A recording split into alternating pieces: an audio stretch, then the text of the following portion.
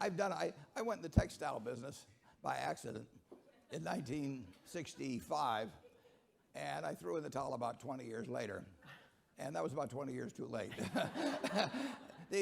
There's a great tendency to want to hold on, justify old decisions. I mean, that's a human trait. And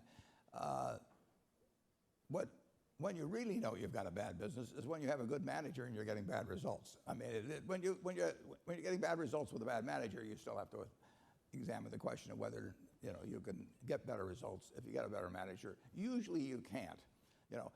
I've said in the past, that when a management with a reputation for excellence encounters a business with a reputation for bad economics, it's the reputation of the business that remains intact. And I've proved that many times.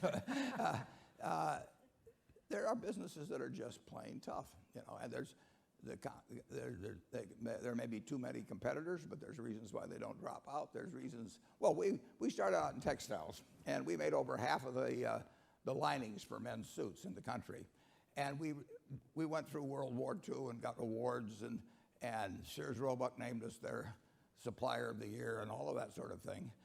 And then we'd say, well, we'd like to increase the price of these linings a quarter of a cent a yard. And Sears would say, you must be out of your mind. There's 10 other guys that'll sell it to us at the old price. And nobody ever went into a Sears store and said, I'd like a blue serge suit with a Hathaway lining.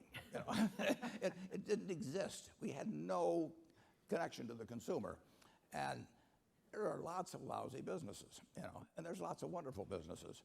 And my job over the years has been to try and figure out which is which, and I've made plenty of mistakes. I bought a company called Dexter Shoes in the early 90s. I paid $400+ million for it, and it made a lot of money before I bought it. But as soon as I bought it, they pulled some switch or something, and it immediately started losing money. And it was because of foreign competition, so on, or maybe it was because I owned it, I don't know. And it went to zero. And the worst thing was that I'd paid for it in stock, so that $400 million in stock I gave at the time is now worth about $5 billion.